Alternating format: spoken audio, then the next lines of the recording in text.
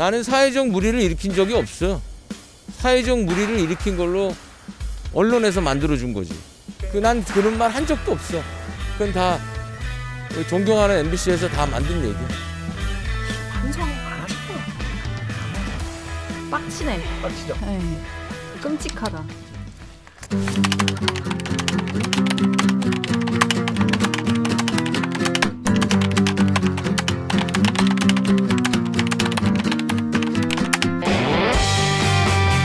듣다 보면 빡이 치고 보다 보면 목이 막히는데 사이다 안 주는 본격 고구마 섭취 방송 댓글 읽어주는 기자들.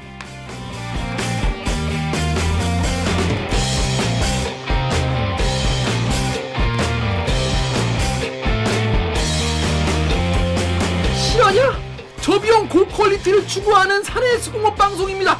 KBS 기사에 누군 여러분들이 댓글 남겨주신 분노, 질책, 응원 모두 받아들고 있습니다. 여러분들이 한 땀 한 땀 눌러주시는 구독과 좋아요 버튼은 4차 언론혁명의 작고 큰 힘이 됩니다. 저는 댓글 읽어주는 기자 김기아 기자입니다. 오늘 방송 보시다가 들으시다 이 방송 괜찮다, 재밌다, 들만다 싶으시면 구독과 좋아요 버튼 한번 눌러주십시오. 자,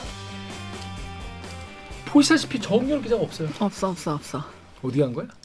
개인 사정 때문에 못 오신다고. 네, 놀러 갔어요. 어머, 그 개인 사정이 노는 개인 사정이었어요? 그런 게 아닐까 추측합니다. 땅이 없잖아. 일하는 건 아니잖아. 오늘 정유럽 기자는 일이 아닌 다른 개인 사정으로 오늘 못 오게 됐다는 거. 그런데 정유럽 기자가 그냥 안 온 게 아니에요.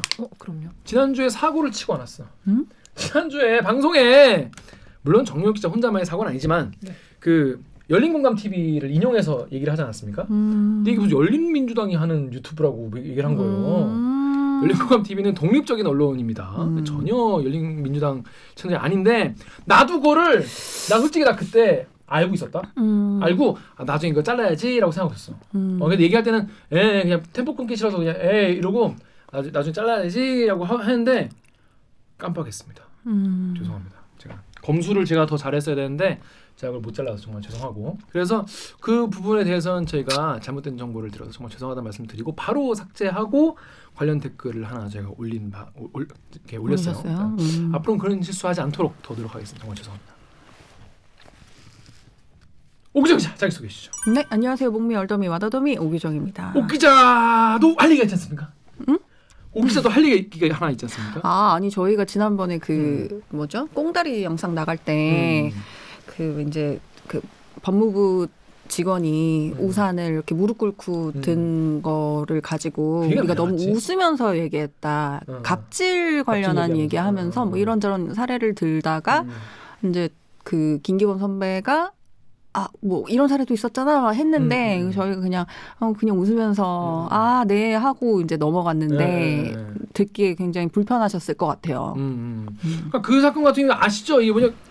이거 다 알아요? 네, 그 사건? 그러니까 이제 촬영 기자가 이렇게 그러니까 누구였지? 법무부였나? 법무부 차관이 얘기하는데 뒤에서 이제 우산을 누가 받쳐주는데 이제 이게 뒤에서 이렇게 무릎을 이렇게 꿇고 이 받쳐준 거예요. 그랬더니 이제 기자들이 법무부 차관이 얼마나 갑질을 평소에 했으면 뒤에서 의존하는 애가 이렇게 이걸 들고 앉았냐 그런 거예요. 그래가지고 막 법무부 차관 갑질 논란이 있었는데 알고 보니까 그 사진 찍는 촬영 기자들이 뒤에 뭐 내려요 우산 내려요 뭐 위에 뭐 얼굴 내려 뭐 내려 하다 보니까 이렇게 내리다가 이렇게 하게 된 거예요. 그것 때문에 막 난리 났잖아요. 근데 사실은 그게 사진 기자들, 촬영 기자들의 요구와 오히려 갑질이었는데 이제 대리기 니네가 그거를 그렇게 웃으면서 얘기할 수 있냐 이런 지적도 있었어요. 맞아요. 저희 그 댓글 보고 나는 그 생각한 건데 왜 뭐 이렇게요? 막 그런 저 사실 그냥 그때는 별 생각 없었거든요. 보고 나서 근데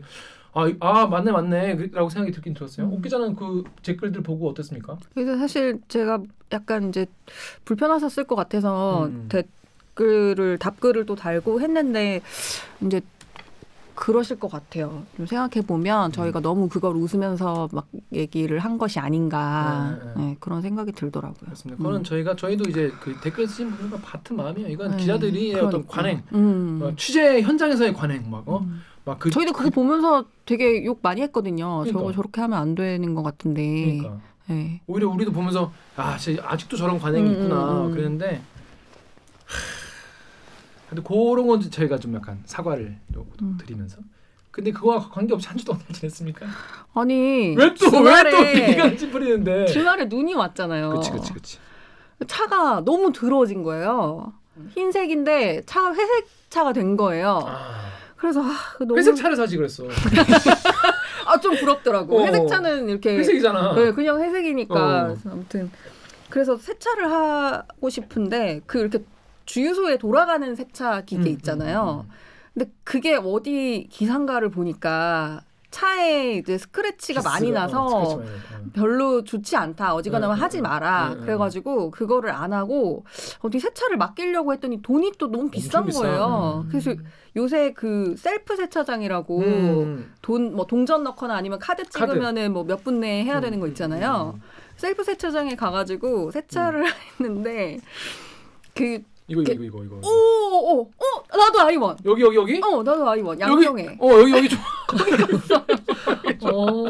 거기 갔어요. 거기 갔는데 그게 3,000원이고 3분 안에 물이랑 그걸 해야 돼요. 근데 꽂아 놓으면 돈 계속 나가. 그러니까 돈이 나가잖아요. 그래서 나름 이제 돈을 좀 아끼고 싶은 마음에 그 거품 솔 그거를 빨리 해야겠다. 그래서 그거를 막 스피드를 올려서 하다가 허리를 다쳤어. 허리가 삐끗했어.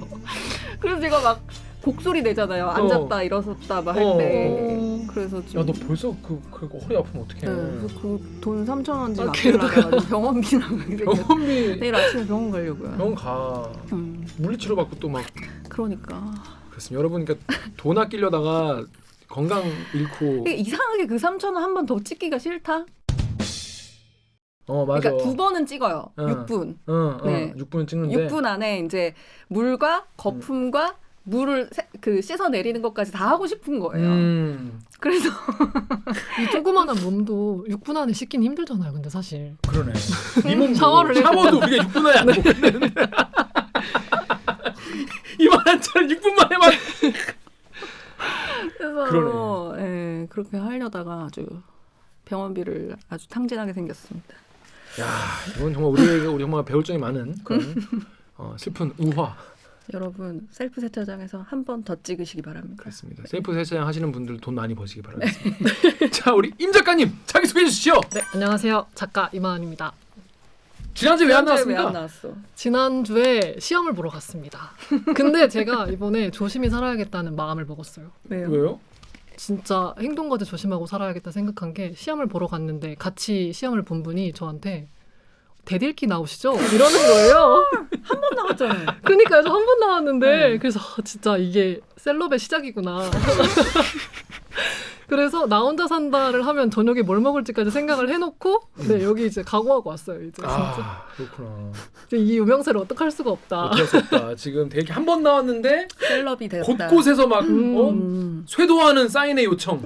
진짜 합격하면 어떡해. 무수한 악수의 손길이. 근데 우리는 지금 불합격을 바라야 되나? 임 기자래 벌써. 임 작가가 대리기에 한 번 나와서 기봤더니 바로 지금 모 언론사에 최종에 올라가서. 아니 여기 토가 좋은가 봐요. 저 처음 가봐요. 면접이라는 전형을. 근데 한 방에 그렇게 능청스럽게 얘기한다고? 그래서 저희가 아마 다음 주에 임한 작가 바이바이 영상을 찍어낼지 몰라. 4분의 3 확률로 돌아올 거니까 걱정 그렇습니다. 안 하셔도 됩니다. 그렇습니다. 아무튼 지금 임한 작가는 지금 대리기 기받아서 지금 잘 될 수도 있다.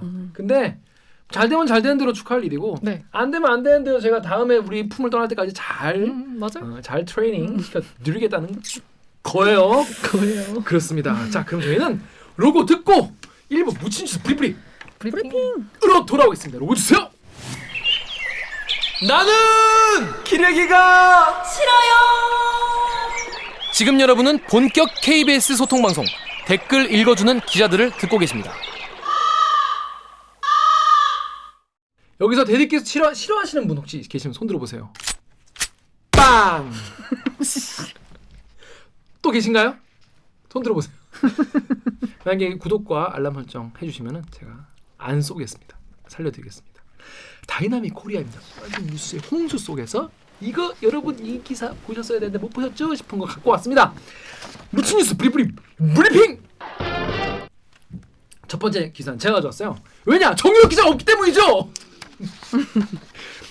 맷값 폭행 그러니까 아하. 맥값을 주고 두들겨 팬 보도가 과장됐다라는 최철원 판결문 살펴보니라는 기사인데 이 기사가 스포츠 기사예요. 대박 사건. 김기아가 요즘에 스포츠 이제 잼민이로 발전하고 있지 않겠습니까? 자, 여러분 맥값 폭행 얘기 아십니까? 근데 너무 신기한 게 뭔지 알아요? 유명해. 여러분 그 영화 베테랑 보셨죠? 베테랑. 봤죠. 베테랑 봤죠? 네네, 베테랑에서 그 유아인 씨가 연기한 이름 뭐냐? 조태호. 조태호가 이제 운전하시는 분에게 우리가 그분이 돈을 더 달라라고 1인 시위하니까 너 사무실 오세요, 올라와 오세요. 라고 해가지고 애가 보는 앞에서 너 한 대당 얼마씩 해가지고 맥값을 주고 막 때리는 주먹으로 때리고 막 그런 장면 있지 않습니까? 그거 다 아실 거예요 그 장면은. 근데 이게 실화였다는 거죠. 물류업체 M&M의 전 대표 최철원 씨가 경찰에 모습을 드러냈습니다. 화물차 운전기사 유홍준 씨를 폭행하고 그에 대한 대가로 거액을 건넸다는 이른바 맷값 사건에 대한 경찰 조사를 받기 위해서입니다. 좋지 않은 일이 벌어져서 사회적으로 시끄럽게 돼서 굉장히 죄송하게 생각합니다. 하지만 최 씨가 유 씨가 먼저 거액을 요구해 돈을 줬다고 주장함에 따라 오늘 두 사람을 상대로 대질 신문을 벌일 계획이라고 덧붙였습니다. 유 씨는 자신이 일하던 회사가 최 전 대표 회사로 합병되면서 해고되자 차량 시위 등을 벌였는데 이에 대해 최 씨가 자신을 야구방망이 등으로 때린 뒤 매맞은 값이라며 2천만 원을 줬다고 주장해왔습니다. 제가 안 받았죠. 이제 무릎에 던졌는데 안 받고 있으니까 지갑에 넣으라 그러더라고요. 실화를 모티브로 한 거예요. 이만한 작가는 알고 있었습니까? 이게 실화였다는 거? 아니요, 저는 몰랐죠. 그러니까 그렇구나. 모르시겠구나. 2010년에 제가 많이 어렸어가지고. 젊은이들은 몰라. 맞아요. 지금 우리 댓글 읽어주는 기자를 보고 계신 우리 20대 시청자 여러분들도 대부분 20대이시거든요. 저희 시청자. 맞아요. 이걸 아예 몰라. 우리 편집자분한테 혹시 이거 아니니까 처음 들었다는 거예요. 아 진짜요? 그러니까 모르는 분이 많아 이게. 이게 실화였어요. 원래 실화. 덕후 익명님이 저게 얼마나 충격적이었는지 영화 소재로도 인용될 듯한데 아무리 국민이 개 돼지라고 하지만 한 번 뇌리에 박힌 건 잊혀지지 않는다라고 합니다. 자, 이게 실화였는데 문제는 뭐냐면 이게 지금 재판 결과가 나온 사건이에요. 이미 이게 판결문이거든요. 재판 결과로 이게 실화로 확정이 나고 이거에 대한 처벌도 받은 사건인데 이분이 갑자기 왜 등장했냐? 작년 12월에 아이스 하키 협회장으로 당선이 됐어요. 맞아요. 나는 이 뭔 소린가? 자 여기 덕후 댓글 읽으십시오. 덕후에서 익명으로요. 방망이로 사람 패는 범죄자를 왜 62명의 많은 사람들이 뽑아줬을까? 다음 댓글도. 클리앙에서 팽순이님이요. 관계자들이 돈의 달콤한 맛을 아는 거죠. 뭐 이유가 있겠나요? 그걸 제가 물어봤어요. 내가 잘 모르니까 이걸 취재한 하모림 기자한테 물어봤거든요. 근데 물어보니까 이 협회 스포츠 무슨 협회는 다 그 재벌가나 이런 쪽의 분들이 협회장을 맡기를 원한대요. 그래서 지금도 다른 협회장들도 재벌 2세 3세 분들이 맡는 경우가 많다고 하더라고요. 왜냐? 돈을 끌어와야 되니까. 가지고 특히 아이스하키 협회 같은 경우에는 비인기 종목이고 하다 보니까 이제 최철원 씨한테까지 이제 한 3년 동안 해달라고 요청을 했다는 거예요. 지금은 누가 하고 계시냐면 지금 정몽원 협회장 딱 들어도 이 현대가 아니겠습니까? 정몽원 협회장이 지금 3년째 하고 있어요. 가지고 이제 너무 오래했다. 좀 바꿔달라 가지고 이제 최철원 씨한테 부탁을 한 거예요. 최철원 씨 아시겠지만 SK 쪽 그 가문이었습니까? 근데 최철원 씨 본인도 이게 부담스러운 거야. 내가 사회적으로 뭐 이렇게 내가 옛날에 그런 일이 있었는데 이게 되겠나 싶었는데 하도 부탁을 하니까 최철원 씨 얘기입니다. 로펌에 물어봤대요. 자기가 취한 로펌에 물어봐서 이게 뭐 법적으로 문제가 되냐? 그러니까 문제 안 된다고 했다는 거야. 그래가지고 그럼 내가 회장 하겠다고 해가지고 단독 출마해서 62표 받아서 당선된 겁니다. 여러분 아시겠죠? 자, 우리 다음 댓글 이만한 작가 읽어주십시오. 네. 덕후의 익명님이 한국 프로스포츠는 대기업 지원 아니면 살아남기 힘들어 결국 각종 협회는 기업 후원에 따라서 결정되는 거지 뭐. 제일 인기 있다는 야구 축구는 더해. 그리고 클리앙 하모닉스님이 재벌가나 기업가 출신 재력가들이 저 체육협회 하나씩 접수하는 이유는 뭔가요? 보면 다들 체육협회 회장 하나씩은 하더군요. 돈이 되는 건지? 그러니까 이런 식으로 이제 재벌 2세들, 3세들이 많이 하시는데 문제는 뭐냐면 당선이 됐는데 여기부터가 이제 최철원 씨 주장인데 재밌습니다. 됐는데 이게 그냥 되는 게 아니라 당선이 됐어도 대한체육회가 인준을 해줘야 돼. 자, 대한체육회가 그래서 인준을 해달라고 이제 갔어요. 최철원 씨가. 근데 대한체육회 당시 회장이 이기흥 체육회장입니다. 근데 이기흥 체육회장이 그때 선거 기간이었어. 재선을 위한 선거 기간이었어. 그래서 야 최철원 씨 당신이 내가 당선되게 도와주면 내가 재선 성공하면 너 인준해줄게 라고 한 거예요. 이해되시죠? 그럼 최철원 씨가 오케이 가지고 돌아가서 막 아이스하키 저 사람들 이기흥 찍어라 이렇게 얘기했다는 거예요. 그랬는데 이기흥 씨가 당선이 됐어. 그러면 이제 최철원 씨를 이제 인증을 해줘야 할 거 아니야, 인준을. 네. 근데 마침 여자 배구 쌍둥이 폭행 사건, 학폭 사건이 터진 거예요. 그러면서 분위기가 이 폭력에 대한 대중의 여론이, 시선이 몰리기 시작을 한 거죠. 그래가지고 체육계 폭력에 대한 여론이 나빠지니까 인준을 안 해줬어. 자 댓글 클리앙 댓글 한번 옥 기자가 한번 읽어주세요. 플레양에서 MMKIT님이 애초에 빙상과 관련된 협회는 정상적인 데가 없습니다. 유튜브에서 체육계 비리가 만연하네. 체육대학도 태권도 협회도. 그래서 최철원 씨 입장에서는 아니 이거 해주려 놓고 왜 안 해주냐 빡쳐가지고 소송을 했어요. 이거 가지고. 그래서 소송을 걸어가지고 지금 재판이 진행 중입니다. 그래서 이게 지금 얘기가 나온 건데 대한체육회 입장은 뭐냐면 대한체육회는 그런 사실이 없다. 도와달라고 한 적이 없다는 게 대한체육회 입장이에요. 자가 발전이라는 거죠. 그런데 그래서 근데 왜 이런 제목이 나왔냐면 사회적 무리를 일으킨 사람은 협회장을 맡을 수 없다는 게 그 정과에 나와 있어요. 그래가지고 안 했다는 건데 최철원 씨가 최근에 기자들 앞에서 이런 얘기를 했습니다. 11년 전 맥값 폭행 사건 보도, 그러니까 돈을 주고 2천만 원 주고 때렸다는 건 보도가 85%는 뻥이다. 영화 베테랑에 나온 거는 95%가 과장과 허구다. 내가 한 행위에 8, 90%는 내가 떳떳하게 살아왔다고 생각하는 사람이고 부끄럽게 살지 않았다. 최철원 금지법을 안민석 의원이 발의했다고 하는데 열심히 하시라고 이렇게 얘기를 한 거예요. 직접 들어보시죠. 11년 전에 시사 프로그램은 한 85% 정도 저는 과장과 허구로 나온 거고 영화 베테랑에 나온 거는 한 95%는 과장과 허구인 거고 저 같은 사람을 나쁜 사람으로 만들어서 국민들을 뭐 속 시원하게 해드렸으면 뭐 다행이고 내가 한 행위에 나는 90% 80% 이상이 나는 떳떳하게 살아왔다는 사람이고 전 그렇게 부끄럽게 살지 않았습니다. 최철원 금지법을 뭐 안민석 의원이 하시는데 열심히 하시라고. 당시 뭐 증거가 거짓말이냐 이렇게 기자들이 물어봤단 말이에요. 그랬더니 아니 저야 뭐 저 모르죠. 옛날 맥가 폭행은 존경하는 우리 MBC 방송국에서 만든 얘기야. 한 대에 200만 원 내게 한 얘기도 한 적도 없고 온라인 송금 해줬다고. 무슨 송금 방식에 송금 방식이 문제다 뭐 이런 거죠. 근데 이제 그런 내용이 재판에 있는데 기자님들이 써주지 않더라고 이렇게 얘기를 했어요. 11년 전 얘기를 간단히 드리면 이게 뭐 보도를 다 해주실지 않을지 모르겠는데 저기 MBC 계시는데 그때 저한테 뭐 어떻게 됐다 뭐 이 사람은 전 태어나서 본 적도 없는 사람이고 우리 고용승계를 유지해달라고 그랬는데 뭐 제가 불교 패고 돈을 던져줬다. 그것도 다 허구고 태어나서 본 적도 없고 저희 직원인 적도 없고 지입차주 계약을 한 사람도 없고 일면일식도 없는 사람인데 그거 뭐 드라마나 뭐 이런 것처럼 뭐 그런 거는 사실이 아니고요. 많은 게 과장된 거고. 피해자라고 피해자 있잖아요. 아, 모르는 사람이라고요. 모르는 사람이라고요? 예. 한 번도 보지 않았어요. 예. 근데 왜 이런 근데 왜 사건이 유죄 아니 그 사람은 처음에 주장한 게 고용승계를 유지해달라 했고 그 다음에 우리하고 뭐 일을 한 사람처럼 마치 부풀려져 있는데 우리하고 관계도 없고 모르는 사람이었다라는 얘기를 하는 거죠. 그다음 또 질문하세요? 그리고 당시에 그 피해자가 이제 사진을 또 공개했었잖아요. 네. 운동 쪽이요. 네. 그러면 어떤 사진이 그건 뭐 자기 사진이니까 나는 모르죠. 사실이 아니라고 말씀하신 거죠? 아니 사실이든 아니든 난 그건 모르죠. 그 맥값 폭행 난 그런 말 한 적도 없어. 그건 다 존경하는 MBC에서 다 만든 얘기야. 네. 한 대에 200만 원이다 뭐다 그런 얘기 한 적도 없고 돈 던져준 적도 없고 온라인 송금해줬어요.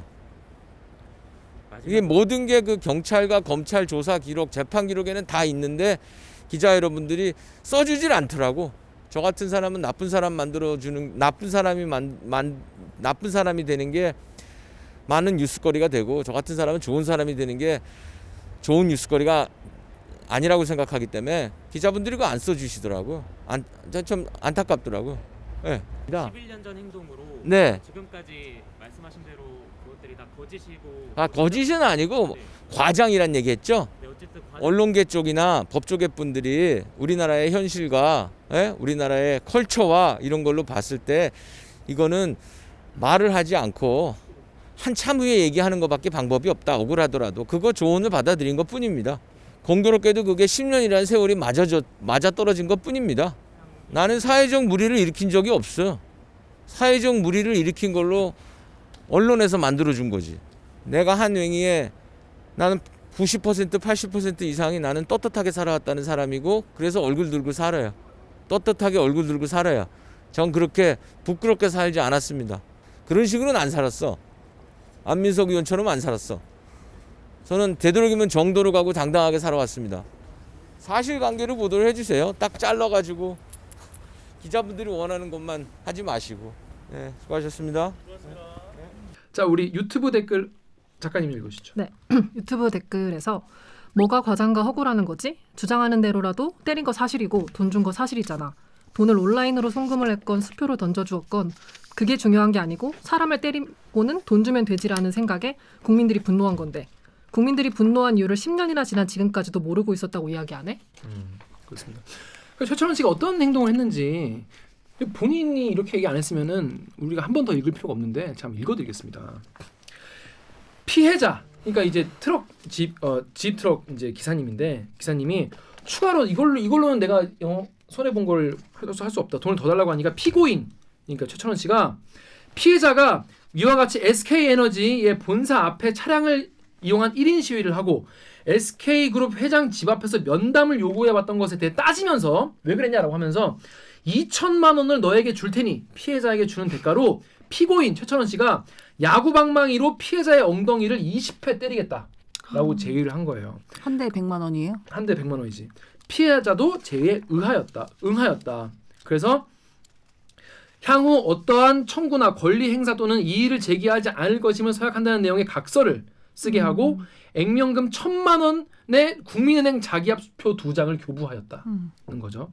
그래서 피해자로 하여금 바닥에 엎드리게 한 다음 위험한 물건인 알루미늄 야구방망이로 피해자의 엉덩이 부위를 10회 때리고 피해자가 고통을 호소하자 추가로 3회를 더 때리겠다라고 말하고 다시 피해자를 엎드리게 한 다음에 야구방망이로 피해자 엉덩이를 2회 더 때리고 피해자가 고통을 호소하며 일어나자 발로 가슴을 1회 걷어차고 주먹으로 얼굴을 1회 때려 피해자에게 2주 치료를 요하는 타박상을 가하였다라고 했어요. 이게 판결문에 나온 얘기예요. 이게 뭐가 과장됐다는 건 잘 모르겠고 본인도 법정에서 다 인정했었던 거잖아. 그렇죠. 그래서 결국에는 양형 사유에 뭐라고 나오냐면 결과적으로 피해자와 사이에 피고인이 원하는 금액에 따라 계약 체결이 되었음에도 불구하고 피고인이 사적 감정을 앞세워 피해자의 금전적 욕심을 이용하여 피해자 맞은 분, 트럭 기사분 주위에 보안팀 직원들을 도열시킨 뒤 각서까지 만들어 놓고 2천만 원을 주는 대가로 야구방망이 20회 때리겠다는 식으로 돈을 주는 대가로 운동화를 신은 채 피해자에게 폭력을 행사하면서 10대 맞은 피해자가 울면서 잘못했으니 용서해달라, 살려달라, 더 맞지 못하겠다라고 중단을 요청하였음에도 불구하고 계속하여 야구방망이로 피해자에게 폭력을 행사하고 나아가 무릎을 꿇고 잘못했다면서 용서를 비는 피해자를 발로 가슴으로 차고 주먹으로 얼굴까지 때리는 등 피고인은 돈을 빌미로 폭력을 행사하고 피해자에게 심한 모멸감을 주었다 할 것이다. 피고인은 최철원은 피해자 트럭 기사에게 폭력을 행사한 것을 군대에서 빠따 정도로 생각하고 때리면서 훈육 개념이었다. 훈육한 거였다. 라고 하나 피해자 58년생이었어요. 피해자는 최철원 씨보다 나이가 11살이나 더 많고 피고인으로부터 훈육을 받을 지위에 있다고 하기에는 그치. 너무나 적절하지 않다고 할 것이다. 라고 했습니다. 너무 끔찍해. 지금 들어도 끔찍해. 판결문으로만 봐도. 그럼 판결문은 말이죠. 정말 드라이하게 진짜 인정되는 팩트만 쓴 거 아니겠습니까? 그것도 최철원 씨가 선임했던 변호사분들이 얼마나 이거를 잘 변호를 했겠어요. 그런 상황에서도 인정된 게 이 정도인 거예요. 이만한 작가 이거 얘기를 들으니까 어떻습니까? 근데 솔직히 영화는 그 정도 아니었던 것 같거든요. 오히려 되게 폭력성을 낮춰서 내보냈다는 생각이 들고.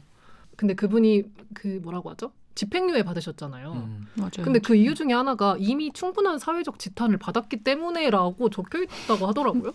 그래서 그 집행유예를 내렸다? 근데 그 내용이 있는지 좀 궁금했어요. 그러나 피고인은 양형 사유, 그러니까 이게 형이 좀 감경된 사유가 뭐냐면 1심은 그래서 징역 1년 6개월의 실형이 나왔거든요. 근데 2심에서 원심 판결을 파기한다.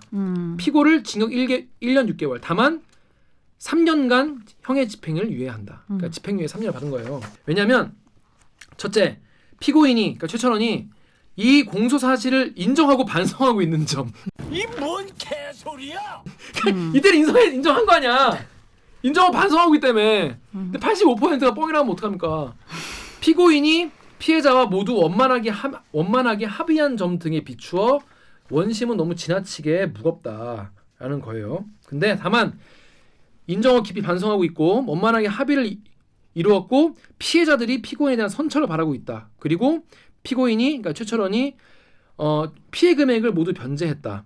그리고 형사 처벌을 받은 전력이 없다. 그리고 피고인의 연령, 성행, 환경, 범행의 동기와 수단, 범행 후의 정황 등 이 사건 기록에 나타난 모든 사정을 종합해 보면 원심의 형은 무거워서 부당하다. 이렇게 나오네요. 그러니까 그런 말은 없었던 사회적 걸로. 지탄 얘기는 없는데? 그렇게 얘기하면 이렇게 얘기해죠. 2심에서 판사님께서 하신 말씀이 뭔지 알아요? 찾아보세요. 한 행위에 비해서 아주 과한 비판을 받았고 아주 과한 형벌을 받았기 때문에 나가라. 그래서 풀어줬어요. 판사가 그렇게 얘기했는지 구두로 얘기했는지 이런 거는 뭐 확인은 안 적히지 되는 거니까. 그런 이유로 했다 하는데 반성하고 있는 분이 왜 이렇게 얘기를 하지? 유튜브 댓글 우리 옥정 기자 읽으시죠. 네이버 댓글로요. YYK1땡땡님이 판사놈이 반성하고 있다고 집행유예 해준 게 잘못이다. 이게 어디 반성했냐. 엉터리 판결한 판사놈 책임지고 사표내라. 클리앙에서 3G 이용자님이 아직 3G 쓰시나 보네요. 처벌 안 받고 다 빠져나간다는 게 입증됐으니 이제 본격적으로 하키채 가지고 폭행하려고 하는가 보군요. 참 이게 진짜 반성하신 분 태도 같지가 않아요. 그리고 그 비아냥거리잖아요. 훈육 차원에서 했다는 게 훈육 차원에서. 네, 뭔가 참작의 요인이 된다고 생각하고 그렇게 얘기했는지 잘 모르겠어요. 신기하죠. 네. 아니 비아냥거리잖아요. 폭행 증거 사진이 거짓이냐고 하니까 존경하는 MBC 방송국 이게 2580에서 나왔었거든요. 예전에. 맞아요. 존경하는 MBC 방송국에서 만든 얘기라고. 이런 식으로 반성 안 하신 것 같은데 암만 생각해도. 아무튼 지금 그런 상황입니다. 이게 지금 재판이 진행된다고 합니다, 여러분. 그래서 2월 10일인가에 나온다고 하니까. 근데 그 훈육 차원이라는 게 보니까 이 당시에 이 최철원 씨가 직원들을 실제로 폭행하기도 했고 그 베테랑에 보면 큰 개를 데리고 와서 이렇게 협박하는 장면들 나오잖아요. 근데 그것도 최철원 씨라고 하더라고요. 진짜 큰 개를 사무실 데리고 가서 여직원들에게 겁을 줬다. 물어 이렇게? 그 베테랑 장면 정확히 기억은 안 나는데 뭐 그게 정확히 영화에 나오진 않았겠지만 그런 일이 있었다고 그 MBC 방송에 나왔다고 하더라고요. 그뿐이 아니에요. 이분은 지금 이게 병합 사건이 하나 더 있어. 층간 소음 때문에 이게 아래층 남자가 이거 피고인 최철원 씨가 뭔 일 있었냐면은 아래층 남자가 그 층간 소음에 항의했다는 이유로 알루미늄 야구 방망이를 또 들고 이분은 야구 방망이를 늘 야구 협회로 가셔야 되는 거 아니에요? 안 돼. 가는 곳마다 야구 방망이를 들고 다니시나 봐요. 또 이 집에 찾아가서 둘이 한 명은 강목을 들고 한 명은 막 너무 심하다. 피고인의 운전기사 제이와 함께 찾아가서 운전기사 제이 씨는 강목을 들고 본인은 야구 바따를 들고 피해자의 앞에서 피해자를 폭행했다는 거예요. 대단하지 않습니까? 집단 흉기 등 상해야. 그래서 그건 얼마 나왔어요? 이거 같이. 그렇게 해서 묶여가지고 병합돼서 2심에서 집유가 나온 거예요? 와, 진짜. 그래가지고 그때 검사가 구형했던 그 뭐라고 하죠? 구형을 하는. 구형. 근데 구형을 어떻게 했냐면 징역 3년과 야구 방망이 몰수를 구형했대요. 그게 뭐야? 아니 근데 원래 이게 그렇게 폭행을 어떤 도구를 가지고 하면 그걸 몰수를 하는 게 뭐 구형의 원칙이라고 하더라고요. 근데 뭔가 야구 방망이 몰수라는 게 웃겨서 그 당시에 되게 그게 어떤 밈으로 있었나 봐요. 그럴만하네. 그러니까 야구 방망이 앞서 재산을 몰수하는 건 그것도 아니고. 뭔가 이제 접근 금지 명령 같이 야구 방망이 휴대 금지 명령 이런 게 있어야겠는데 이분은. 왜냐면 이분이 누굴 때렸을 때는요 항상 한 번도 도구를. 그냥 때린 게 아니라 대부분 이 야구 방망이로 때리신 거예요. 그래서 과연 이게 아이고. 참 대단하다. 참.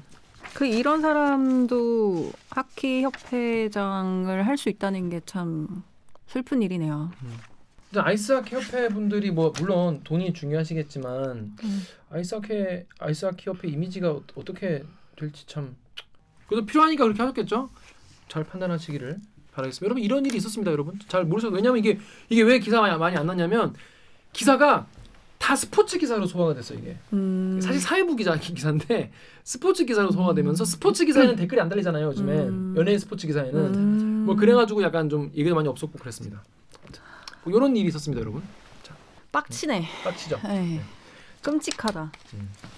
자 다음 아이템 우리 옥정희 선생님 네. 말씀해 주시죠. 어떤 겁니까? 저는 양육비 안 준 부모 명단 첫 공개 받을 수 있을까 양육비를 이런 내용의 기사를 가져와 봤습니다.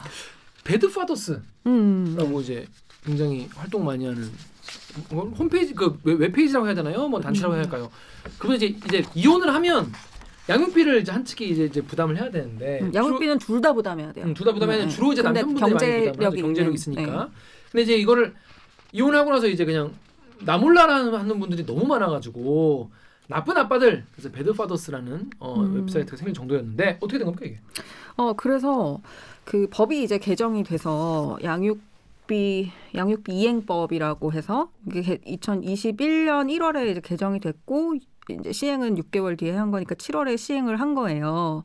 근데 이 개정된 법률에 따라서 운전면허를 정지할 수 있고, 그다음에 출국금지 명령을 할 수 있고, 그다음에 명단을 공개할 수 있는데, 뭐 출국금지나 아니면 운전면허 정지나 이런 거는 이제 몇 번 사례가 있었고, 요 개정된 법률에 따라서 명단 공개가 이번에 처음 이뤄졌다 하는 게 기사로 나온 거죠.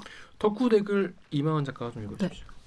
덕후의 익명님이 배드파더스 없었으면 이런 변화도 없었을 거야. 고생 많이 하셨습니다. 그러니까 이 문제 같은 경우에는 저는 맞아요. 배드파더스인이 없었으면은 이 양육비 관련 이슈가 뭔지도 몰랐을 거예요. 저 같은 총각들은 잘 모르잖아요 이거. 맞아요. 이제 이혼한 분들이나 이제 그거에 대해서 막 다투니까 알지만은 참 사회적 어떤 여론 같은 게 생긴 건 사실 그분들 덕분인데. 네, 맞아요. 이 법이 개정된 것 자체도 사실은 배드파더스의 영향 때문이었는데 배드파더스가 2018년 7월에 만들어진 거거든요. 이때부터 그 양육비를 지급하지 않은 그 사람의 보호자의 사진이랑 그다음에 어디서 근무하는지 뭐 이런 것들은 진짜 다 올렸어요. 그래서 이 배드파더스 이후에 해결된 양육비 사례가 520건이었어요.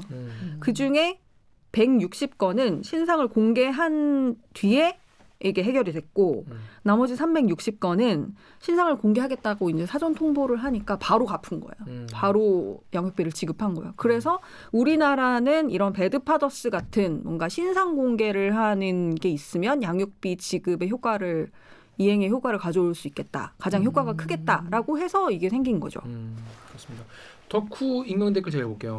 기준을 진짜 너무 높게 잡아봤는데 이게 본만 놓고 보면은 실효성이 거의 없는 것 같은데 뭐하러 이게 개정하는지 모르겠다라는 말이 있어요. 자 이번에 개정된 게 어쩌면 배드파더스가 한 거보다 더 약할 수도 있겠다 이런 말씀인 거예요. 맞아요. 왜 이런 말이 나오는 겁니까? 이게?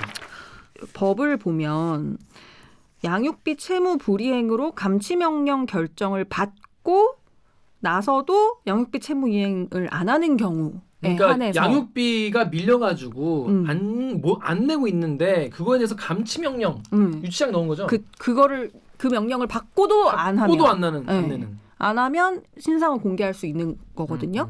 그러니까 이게 좀 뭔가 이 감치명령을 받으려면 어떻게 해야 되냐면 그 민사로 해서 이 양육비를 지급하는 게 그 합당하다라는 일단 그 재판의 결정이 있어야 되는 거고. 그 결정은 있어야 될 것 같긴 하네요. 네, 그게 있어야 되고 그렇게 해서 정당한 사유 없이 양육비 지급 명령을 3번 이상 안 했을 경우에 그러면 그 지급 명령을 오늘 하고 내일 안 한다고 내일 또 하고 그런 게 그렇게 안 할 아니죠. 거 아니에요. 네. 어떻게 됩니까? 시간이 계속 절차 재판에 들어가는 그 비용과 시간이라는 게 기본적으로 걸리는 거고. 몇 달씩 걸릴 거 아니에요.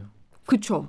그래서 그 감치 명령 그러니까 그것도 3번 이상이 돼야 되는 거니까 그렇게 해서 감치 명령을 받고도 채무를 이행하지 않았을 때 양육자가 신청을 해서 그 심의위가 열린 다음에 심의위에서 결정을 해서 너 신상 공개할 거야 라는 걸 또 3개월 전에 통보를 해줘야 돼요. 3개월 동안 얘가 소명할 수 있는 기회를 또 줘야 되거든요. 그러니까 그런 지리한 절차를 모두 다 거쳐서 이 신상이 공개가 되는 거죠. 대충 들었을 때 한 2년 걸릴 것 같은데? 한 2년 정도 걸린다고 봐야지. 1, 2년 정도는 걸린다고 봐야 되죠. 근데 이제 문제는 또 이거를 그 한번 신상 공개를 하면 영원히 신상 공개되냐 그게 아니라 기한이 3년으로 좀 있어요.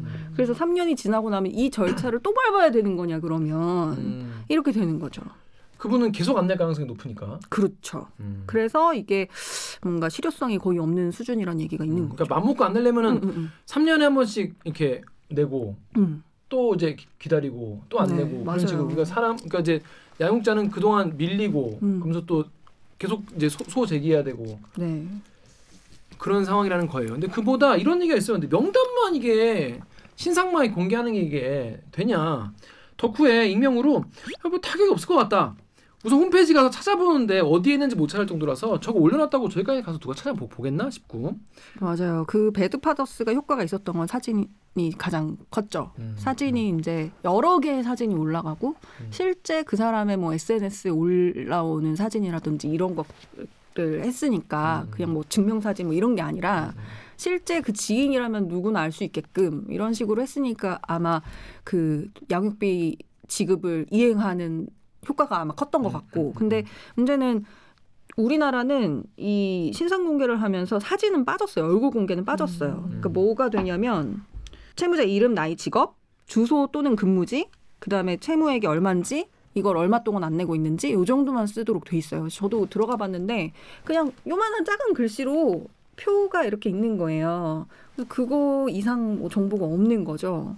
동명이인이 있을 수도 있는 거고 뭐 예를 들면 뭐 김기화 회사원 이런 식으로 적혀 있단 말이에요. 회사원이라고만 써 있어요. 네, 회사도 네, 안 써 있고. 네. 그래서 근데 이게 무슨 이행 효과가 있겠느냐 하는 그런 얘기들이 있는 거죠, 실제로. 또 그런데 또 이런 의견도 있어요. FM 코리아의 번지님은 야 범죄자 신상 공개처럼 국민들 이거 좀 보시면 성범죄자 이런 사람들은 얼굴 공개하고 막 동선 공개하니까 조심하세요도 아니고 뭐 얼굴 보고 욕해달라고 공개하냐 이런 약간 좀 자조적인 그 이런 비판을 하시는 분들이 실제로 많더라고요. 근데 이제 공개의 목적은 사실 명확하잖아요. 양육비를 내게 하는, 그러니까 심리적으로 압박해서 양육비를 내게 하도록 하는 거거든요. 이게 사실 해외 같은 경우는 범죄자 취급을 해요. 그래서 저 사례를 찾아봤는데 되게 재밌었던 게 뭐냐면 우리나라처럼 신상 공개로 끝나는 게 아니라 공개 수배를 해요. 미국 같은 데는. 그러니까 이 사람이 뭐 예를 들어 연락이 두절됐다. 그러면 이 사람을 공개 수배해서 찾는 거예요.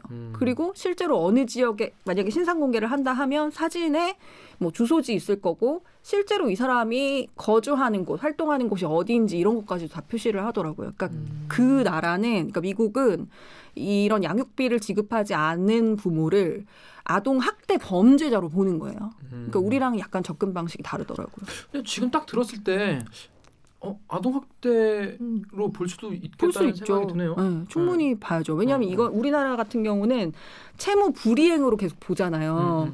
그래서 부모가 나중에 돈 많이 벌면 줄게 뭐 이런 식으로 얘기해요. 근데 사실 채무는 나중에 돈을 많이 벌어서 갚으면 되는 거지만 일반적인 채무는 양육비는 그런 채무가 아니잖아요. 당장 애가 밥을 먹어야 되니까. 네, 당장 필요한 돈이 소액이라도. 이게 참 그냥 일반적인 그 사인간 채무 문제랑은 좀 많이 다른데. 그렇구나. 이게 어떻게 보느냐에 따라서. 그렇죠. 그리고 이게 기준이 월 5천만 원 이상이면 공개 대상이 되는데 그 구본창 대표가 말한 것 중에 월 30 누구죠? 그 배드파더스 대표 이름이 구본창인데 월 30만 원씩 보낸다고 가정하면 14년이 걸리고 5천만 원을 채우는데 또 월 50만 원씩 보낸다고 하면 8년이 걸린대요. 근데 사실 그치. 그 정도 기간이 지나면 맞아요. 아이가 이미 성인이 되어서 필요가 맞아요, 없는 맞아요. 시기다. 그러니까 빚을 갚는 거랑 비슷하게 되는 거잖아요. 그래서 맞아요. 실효성이 없다라고 얘기를 하더라고요. 그래서 이번에 공개된 사람도 그 채무 불이행 기간이 10년 8개월, 14년 9개월이에요. 그러면 거의 성장기가 다 끝났다고 봐야 되는 거예요. 돈이 정말 필요한 시기엔 하나도 지급하지 않았다는 거죠. 근데 양육비를 얼마씩 보내요? 난 이유는 안 해서 그거는 모르겠네. 자기가 버는 거에 따라 달라요. 버는 거에 몇 네. %예요, 대충? 예를 들어서 부모 합산 소득이 500에서 599만 원 구간이다. 그러니까 보통 이제 맞벌이로 이제 뭐 정규직으로 뭐 한 3, 40대에서 일 돈을 한다. 그럼 이제 부부가 이제 뭐 5, 600 정도로 번다고 치면 그러면 6세에서 11세 정도 되는 아이가 있다. 그러면 이게 130만 원 정도가 돼요. 130을 혼자 부담하는 혼자 부담할 수도 있고 나눠서 할 반반일 수도 거야. 있고. 이혼했으면 네. 반반일 거야. 그러니까 70만 원 정도? 근데 그것도 이제 소득 차이를 반영하는 소득 거죠. 차이를 반영해서 네. 소득 차이를 반영해서 나누는 거예요. 절반 돈이 아니라. 그러니까 예를 들어 둘이 똑같이 돈을 번다고 치면은 한 70만 원 정도. 근데 이제 남자들이 돈을 더 많이 버는 경우가 많이 있으니까 100만 원 정도 이렇게 막 보내야 돼. 근데 보내기 싫은 사람은 10만 원도 보내기 싫을 거예요. 그렇죠. 안 내겠다 맘먹은 사람은 그게 돈의 크기가 상관없이 보내기 싫을 거야. 14년 동안 안 낸 분도 계시겠죠. 자, 근데 이게 돈뿐이 아니라 그렇게 되면은 명단만 공개하는 게 아니라 다른 제한 조치도 같이 이루어지긴 하죠. 다른 제한 조치들을 같이 할 수 있는데 출국 금지를 하거나 아니면 뭐 운전면허 정지를 할 수 있는데 이것도 기한이 되게 짧아요. 출국 금지 같은 경우는 6개월이고요. 운전면허는 100일 정도밖에 안 되고 심지어 운전면허 같은 경우는 운전을 만약에 그 소득 그러니까 주요 수입원으로서 하고 있다. 택시 운전을 직업적으로 운전을 한다. 그런 사람은 해당이 안 돼요. 또. 그 운전해서 이제 돈 벌어서 벌어야 내야 되니까. 근데 6개월이면 그냥 해외여행 잠깐 안 가면 되는 수준 아니에요? 난 지금 4년째 안 가고 있어. 네. 자, KBS 유튜브 댓글 우리 작가님 읽으시죠.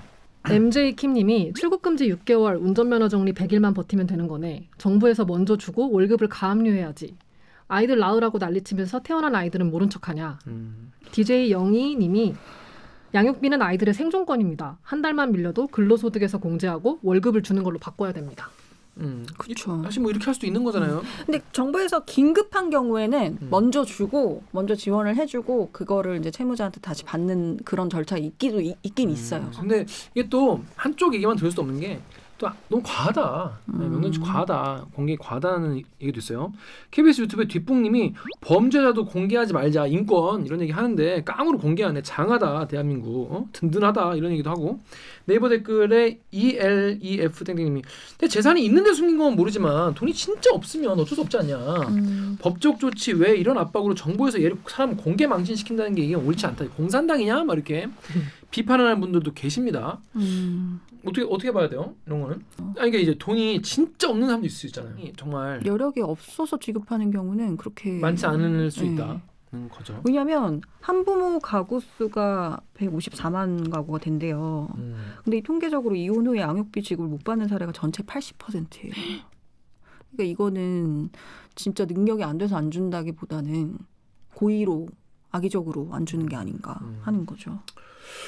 참 저는 결혼도 안 해보고 이혼도 안 해보고 아이도 없어서 이거에 대해서 내가 뭐 이렇게 얘기하는 게 뭐 할 자격이 있나 잘 모르겠어요. 잘 모르겠는데 저는 다만 아까 오기준 기자 얘기한 이 사건을 어떤 관점으로 볼 것이냐에서 채무 상환이 아니라 아동에 대한 맞아요. 아동학대 차원에서 보는 게 이 미국의 그런 시각이 네. 그래 그렇게 생각할 수도 있겠구나 이런 생각이 좀 드네요. 왜냐하면 그런 시각에서 보기 시작하면은 완전히 다르게 또 볼 수 있을 것 같고. 그리고 미국 같은 경우는 양육비가 300만 원 이상 체납됐을 때 여건 안 되고 뭐 이렇게 할 수 있고 하는 우리나라 것도 5천만 있고. 원인데 명단 공개도 5천만 그러니까 우리는 5천만 원이 될 때까지 기다리면 뭐 몇 년이 걸린다는 거잖아요. 근데 미국은 300만 원이 기준이고 캐나다는 266만 원이 기준이고 그러니까 이게 소액이라도 주지 않는 순간부터는 문제다라는 인식이 기본적으로 있는 거죠. 그렇습니다. 여러분 이게 사실 가족에 대한 이야기고 또 이혼하신 남성분들 또 아니면 뭐 꼭 남성분이 아닐 수도 있죠. 뭐 남자분이 키우고 뭐 여자분이 돈을 많이 벌 수도 있는데 양육비 안 주는 경우도 있을 수 있으니까 그럼 한쪽에서 양육비를 안 보내는 게 사실은 사정이 있을 수 있죠. 집마다 뭐 사정이 없는 집이 어디 있겠습니까? 다만 이제 이 법안의 취지가 아이들이 잘 클 수 있게 어떤 토대를 부모가 둘 다 부모였었던 옛날 그러니까 부부였었을지라도 부모인 건 그대로인 거잖아요. 그런 어떤 책임을 응당 책임을 다해야 된다는 그런 취지는 좀 맞지 않나 그런 생각이 드는데 얼굴 공개해서 무슨 뭐 망신시키자고 그런 거겠습니까? CCTV 뭐 설치하는 게 우리를 뭐 관찰하고 그러는 게 아니라 범죄 예방하려는 것처럼 양육비 잘 주면 될 텐데 참 주기 싫은 마음도 뭐 어떤 마음일지 알겠지만은 참 그런 건 참 뭐랄까 도리를 인간으로서 도리를 좀 못하는 거고 아동을 학대하는 그런 차원으로 좀 봐야 되지 않나 그런 시각 봐야 되지 않나 이런 생각이 드네요. 자 그렇습니다. 저희는 요 정도 네. 이 정도. 그럼 저희는 로고 듣고 네일 아이템으로 돌아오겠습니다. 내일은 호떡집에 요즘 추운데 호떡을 먹으러 갔는데 호떡 줄이 긴데 호떡 줄이 평소보다 2배가 길면 2배 더 기다리는 게 아니라 6배나 더 기다려야 된다. 중요한 이야기 가지고 돌아오겠습니다. 자 그럼 로고 주세요. 그냥 이기적인 거야. 신경 쓰기 싫고 내 삶 살고 싶고 그런 거죠. 근데 애가 무슨 잘못이 있어? 애에 대한 애정이 없나 보지. 그러니까 그 배우자가 전 뭐 부인이나 전 남편이 내가 준 돈을 쓴다고 생각하는 그게 싫은 거예요. 근데 그 댓글이 진짜 많더라고요. 막 영수증 떼서 가져오면 내가 주겠는데 네가 어디다 쓸 줄 알고 주냐 뭐 이런 댓글이 많더라서 근데 그건 좀 가져올 가치가 없어서 안 넣었는데 아니야. 근데 실제 그게 그것 때문에 근데 그게 되게 솔직한 댓글이고 왜냐면 네가 바람 펴서 우리가 헤어졌는데 네. 네가 바람 펴서 헤어져 놓고 애는 네가 가져가 놓고 그걸 내가 돈을 달라고 하면 내가 보내는 돈으로 애가 애한테 쓸지 딴 남친이랑 놀러 가는 쓸지 내가 어떻게 하냐 못 주겠다. 어쨌든 애를 키우면 근데 사실 그 돈은 그러니까 그 돈이 받자마자 바로 놀러 가는데 쓴다고 하더라도 어쨌든 애는 살아 있을 거니까 그 돈은 어쨌든 쓰고 있는 거야. 이게 이제 대북 지원에 대한 이야기가 많습니다. 북한에 애들이 굶어 죽는데 돈 보내면 총폭탄 만든다. 네네. 그래도 보내면 거기 쓰지 않겠냐 하는 게 이제 줘야 된다는 거고 주지 말아야 한다는 게 이제 그런 입장인 거죠. 중요하네. 그러면 일부라도 줘야지. 그러니까 그게 이제 대북 이제 협력 정책을 하자는 지원해 주자는 입장인 거고 10원도 안 된다. 이거 핵으로 돌아온다. 생각보다 심오한 얘기를 하고 있었네요. 핵을 만드는 데 쓸 것이다. 그렇지. 근데 나 같아도 예를 들어서 그러니까 극단적인 상황이 처했을 때 여자가 돈 벌어온 걸 족족 막 사치품 쓰는 데만 쓰고 평소에 애 똑바로 안 하고 근데 지가 무조건 키우겠다 그래가지고 뭐 이혼했다. 그럼 진짜 막 돈 줄 때 아깝고 얘 또 그렇게 쓰지 않겠나 그런 빡치는 포인트 있긴 있을 것 같아. 그러니까 그 무슨 말인지 이해하려면 그렇게 이해할 수 있다는 거야. 그렇게 안 돼. 법으로 정해져 있는 거고 말대로 돈을 주면은 애한테 어떻게든 갈 거니까 애를 뭐 키우지 않는 건 그렇죠. 근데 이 양육비는 아이가 성인 될 때까지 줘야 되는 거죠. 근데 그런 거 같아요. 20살 될 때까지. 근데 5천만 원까지 밀리면 이거에 대한 이자는 복리로 안 치나? 이건 이자로 복리로 치는 치지 않을까? 같은데. 해야 될 것 같은데. 근데 이게 막 효과가 없을 거라는 말도 있더라고요. 왜냐면은 그 구본창 대표 인터뷰 보면 그 그러니까 큰 직장이나 공무원들은 나 신상공개 할 거야 라고 하자마자 바로 보낸대요. 근데 그런 크지 않고 이렇게 자영업을 하는 사람들은 솔직히 신상공개 잃을 게 없지, 그 잃을 게 사람들은. 없잖아요. 예를 들어 김기화다. 그럼 난 잃을 게 많지. 그죠. 난 칼로 보내지. 나는 이제 밀려주도 않겠지만 물론 난 이혼도 안 하겠지만 난 결혼도 안 했지만 여자친구 없지만 점점 가능성이 없어지네. 나이 아무 먼 이야기지만 위험하고 있어. 나 같은 사람은 진짜 이렇게 많은 사람인 거지. 내가 지금까지 대리께서 되게 막 정의로운 척 온갖 이 방송도 아마 나갈 거예요. 증거 영상으로. 되게 참고자인 척 이렇게 해놓고 명단 공개했는데 이름이 또 특이해. 김기화야. 몇 명이나 있겠어. 언론인. 나야. 김기화 언론인. 그럼 누가 댓글에 여기 이 사이트에 이거 김기화 기자 맞나요? 그때부터 이제 난 모든 걸 읽는 거지. 그런 사람은 이제 무조건 바로 되겠지. 그죠.